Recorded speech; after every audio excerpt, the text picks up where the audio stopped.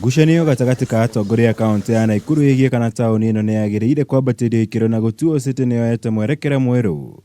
Thutha wa mũmbunge wa Nakuru East David Gĩkaria na mũnini wa gavana kaunti-inĩ ĩyo Eric Korir gũkanĩrĩra kĩng'ang'a-inĩ.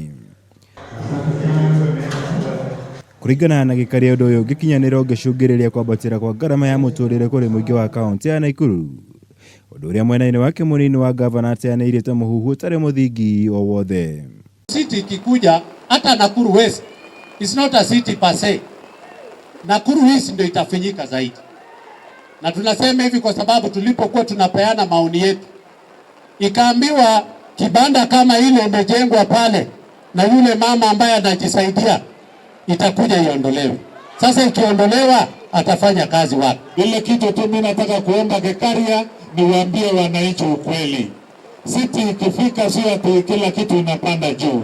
Kisumu ni city, wananchi walalamiki. Mombasa ni city, wananchi walalamiki. So hata huko itakuwa city na wananchi watalalamika.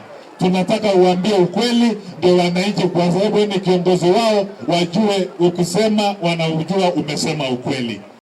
Njukanĩrĩro ĩno arĩa ica ikuhĩ gatagatĩ ka atongoria ngathĩ itiganĩte kaunti-inĩ ĩno, kũrĩa aingĩ makoretwo magĩũkanĩrĩra na thirikari ya gavana Lee Kinyanjui kumana na mũbango wa kwambatĩria taũni ĩno nginya kũmĩtua City.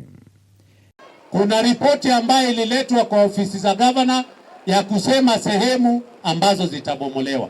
Bwana gavana, tuiteni tukae chini na nyinyi, tukubaliane.